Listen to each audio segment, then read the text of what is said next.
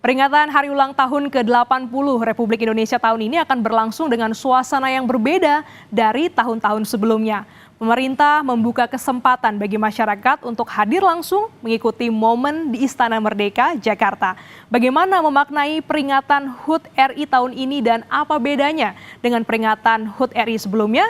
Untuk membahasnya sudah bergabung bersama Jurnal Merah Putih, mantan wartawan Istana Harian Kompas, Suhartono. Selamat siang, Mas Har. Ya, Mbak Glenis. Nah, ini ada yang berbeda ya kebijakan dari Presiden Prabowo untuk mengundang masyarakat datang begitu ya di kenaikan atau penurunan. Bagaimana memaknai hal ini, Mas?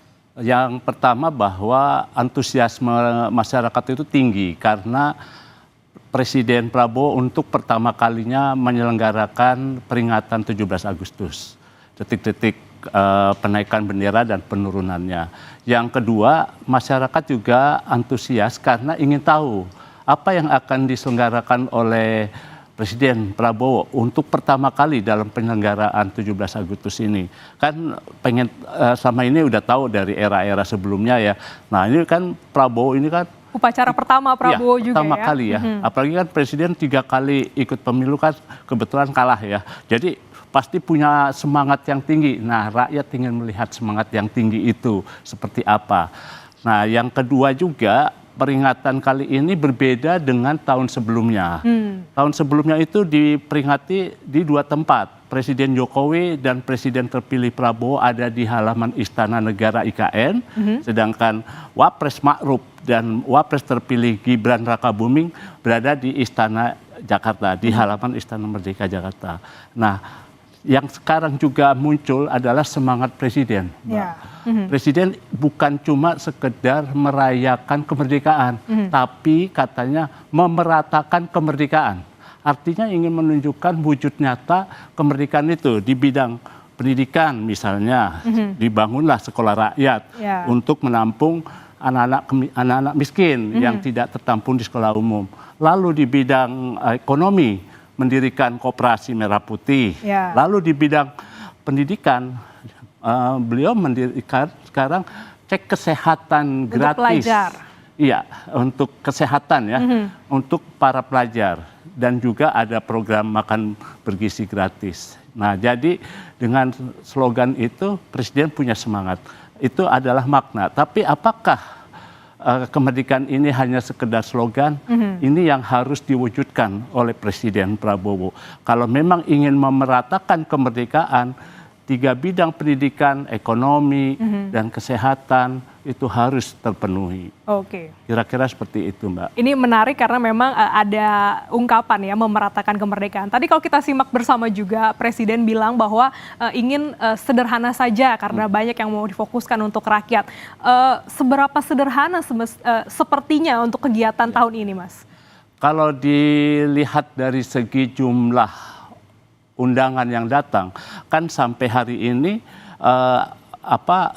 gelombang ketiga yang dibuka ya untuk pendaftaran menghadiri peringatan 17 Agustus itu. Nanti diharapkan sekitar 8.000 masyarakat. Dari 8.000 masyarakat itu diharapkan 80% adalah rakyat, bukan pejabat.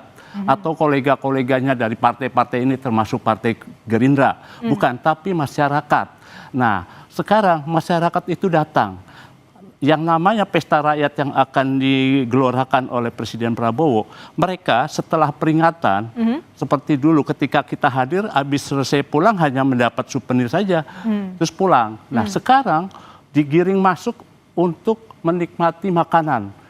Di halaman tengah istana, antara Istana Merdeka dengan Istana Negara, di halaman rumput itu akan diundang pedagang-pedagang di sekitar istana untuk masuk. Rakyat akan menikmati makanan secara gratis. Nah, mereka pulang, mereka akan dapat lagi souvenir, Mbak. Artinya di tempat yang rada sempit itu 8.000, lalu ada sediakan souvenir. Apakah itu murah? Nah, kita nggak tahu itu. Sedangkan nanti buat pejabat-pejabatnya, Presiden, Wapres, mereka menerima jamuan hidangan istana di Istana Merdeka. Sedangkan dubes dan pejabat lainnya ada di Istana Negara, sedangkan rakyat di halaman rumput itu. Jadi kalau dari segi itu mungkin tidak juga gitu ya. Tapi memang dibandingkan dengan peringatan di 2 tempat seperti tahun lalu, jelas ini lebih murah. Nah, acara kita juga nanti 17 Agustus itu juga ada yang juga hal baru adalah Presiden meminta dibangun kereta kencana sendiri khusus. Kereta kencana yang tidak ada tutupnya, Mbak, yang akan mengambil bendera. Nanti di situ ada paskibraka, mengambil bendera di Monas akan dibawa ke istana untuk dikibarkan. Nah, sore harinya setelah diturunkan dengan kereta kencana diantar kembali. Nah, kereta kencana itu ditemani oleh awalnya tuh ada sekitar 300 pasukan berkuda yang akan disiapkan. Tapi tadi saya dapat informasi ada perubahan menjadi pasukan berkuda dengan komposisi 17-8-45. Gitu. Karena memang sulit juga, Mbak. Kita kan nggak punya pasukan berkuda sampai berjumlah 300. Kecuali kalau mengajak dari Persatuan Berkuda Nasional gitu ya. Nah, itu terus juga ada acara-acara rutin seperti pertunjukan dari pesawat-pesawat TNI AU yang akan flying past di atas gitu ya. Jadi kemeriahannya itu yang diharapkan oleh Presiden Prabowo. Oke, jadi sedikit berbeda dari mengundang rakyat untuk kirap bendera pusaka.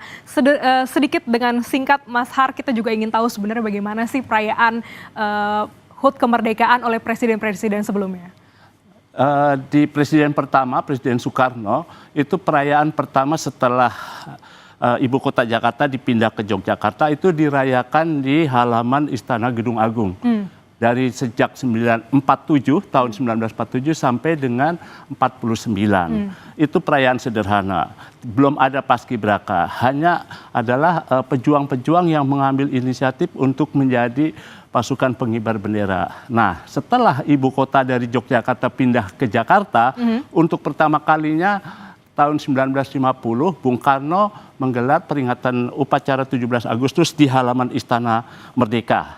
Seperti yang sekarang sedang berlangsung. Nah, di situ Bung Karno membangun satu tugu yang digunakan sampai sekarang sebagai tiang untuk 17 Agustus. Di era Presiden Pak Harto, dengan semangat dan juga persatuan dan juga kesederhanaan diselenggarakan. Sudah ada paskibraka. Di era Pak Habibie, Pak Gus Dur, Bu Mega itu nggak jauh beda kayaknya. Itu nggak jauh berbeda, sama.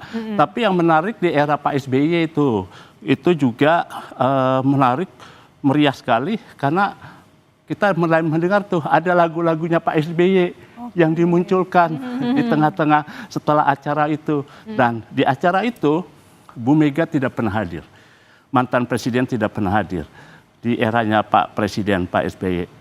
Nah, tapi selanjutnya ketika di eranya Pak Jokowi, giliran Pak SBY yang nggak hadir. Jadi Bu Mega hadir justru di presiden sebelumnya, ya, presiden, yang terakhir sebelumnya. Ya, Presiden Megawati ketika Pak SBY menjadi presiden, dia memilih memimpin upacara di rumahnya di Pasar Minggu.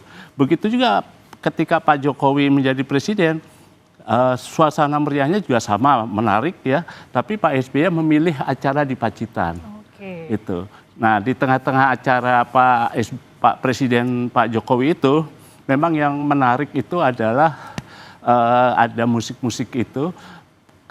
Seperti penampilan Farel ya tahun 2022 yang menyanyikan lagu Ojo Dibanding-bandingke ya.